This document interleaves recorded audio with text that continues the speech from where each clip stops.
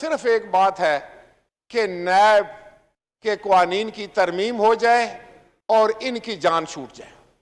अगर मैं सही समझा हूं तो ये उन्होंने पूरी लफाजी के साथ पूरी अपनी जितनी उनमें उनका जोरे बयान था उसमें एक ही चीज उजागर करने की कोशिश की कि उस तरफ बैठे हुए तमाम लोग जो हैं वो ईमानदार और इस तरफ बैठे हुए लोग जो हैं वो करप्ट हैं। जनाब स्पीकर, पहली बात तो यह है कि हमारे माशरे में एक चीज आ गई है, मैंने कभी इस पे बात नहीं की, मैंने खुद इसको फेस किया है, फेस कर रहा हूं। मैंने कभी इस पर एतराज भी नहीं किया क्योंकि मैं ये समझता हूं कि एहतसाब तो होना चाहिए, एहतसाब हर शख्स का होना चाहिए, कोई इससे मुबर्रा नहीं होना चाहिए। लेकिन उसमें एक शर्त है, एक शर्त जनाब स्पीकर मैं आपकी तवज्जो चाहूंगा, वो शर्त यह है कि ये अक्रॉस द बोर्ड। लेकिन कल वजीर खारजा साहब ने एहतसाब ऑर्डिनेंस को हमारे हाथ में थमा दिया और कहा कि इनको तो इसके अलावा कोई लेन देना नहीं है। और फिर उन्होंने फरमाया कि FATF फैटिफ जो है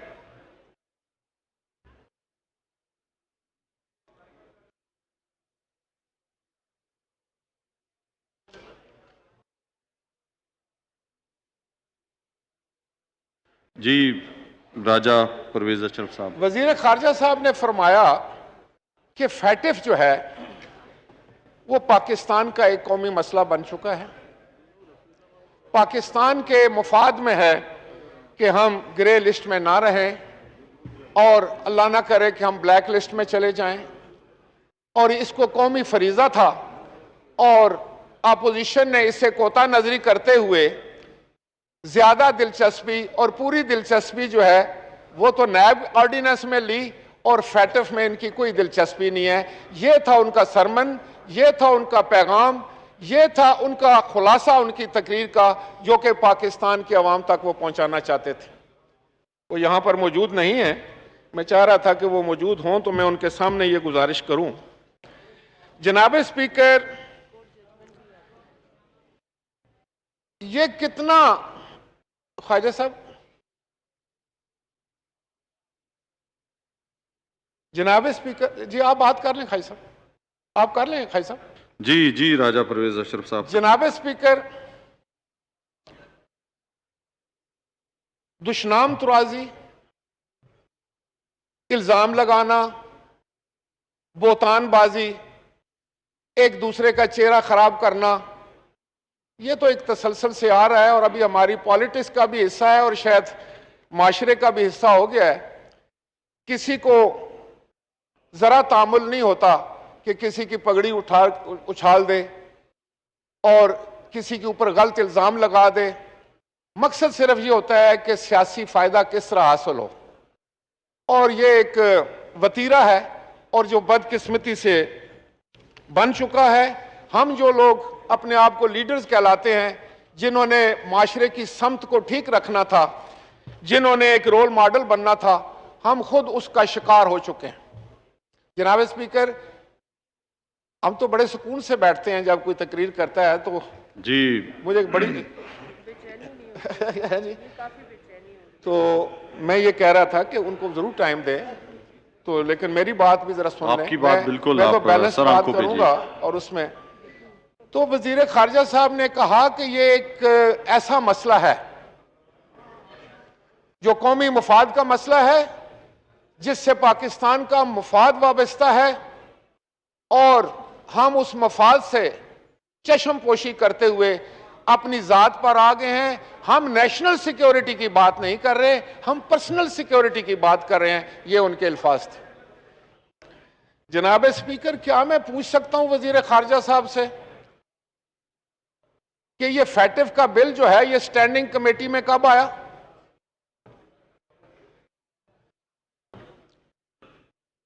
कब ये स्टैंडिंग कमेटी में आया था ये बिल? 6 महीने से ज्यादा अरसा गुजर गया है जनाब स्पीकर साहब, और इस बिल पर बातचीत इस वजह से नहीं हुई स्टैंडिंग कमेटी में कि गवर्नमेंट ने हर दफा ये कहा कि हमारे मशीरे खजाना जो हैं वो अवेलेबल नहीं है। जरा गौर फरमाइए, आज जो कह रहे हैं कि बहुत बड़ी इमरजेंसी है और बड़ा कोई नज़ा का वक्त आ गया है, तो जरा इनकी सीरियसनेस देखें कि जो 6 महीने से इस पर कार्रवाई नहीं हुई स्टैंडिंग कमेटी में, सिर्फ इस वजह से कि हुकूमत के एक मशीर के पास वक्त नहीं। तो कितनी इंपॉर्टेंस दी है आपने इस बिल को? इसलिए कि वो मशीर जो थे उनका तो कोई लेना देना नहीं था भाई। उन्होंने तो ये सोचा है कि घोड़ा गिरा तो एक तमाशा, सवार भी गिर गया तो 2 तमाशे।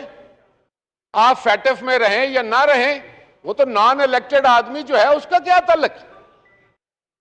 ये तो है आपकी संजीदगी का आलम। आज आप इतने जबरदस्त अल्फाज इस्तेमाल करके चीख कर पाकिस्तान के लोगों को गुमराह करने की कोशिश कर रहे हैं और सारा इल्जाम जो है वो हमें दे रहे हैं।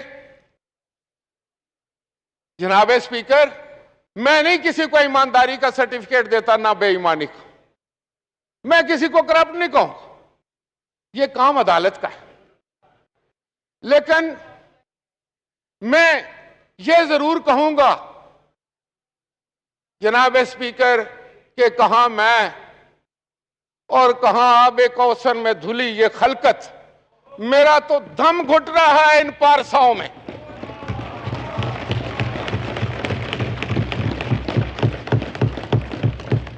जनाब स्पीकर,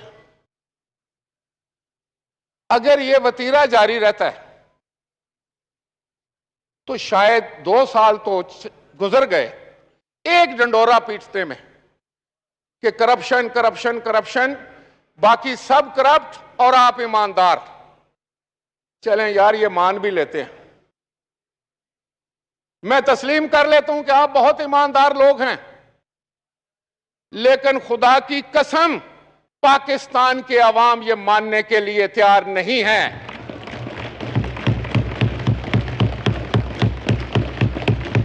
पाकिस्तान के अवाम ही नहीं जनाब स्पीकर, पाकिस्तान की आला तरीन अदालत इसको मानने के लिए तैयार नहीं। इस कानून की आप बात करते हैं, इस कानून से मैं बहुत वाकिफ हूं। आपको याद होगा जनाब स्पीकर कि इस कानून की सबसे पहली जद जो थी वो पाकिस्तान पीपल्स पार्टी पर पड़ी।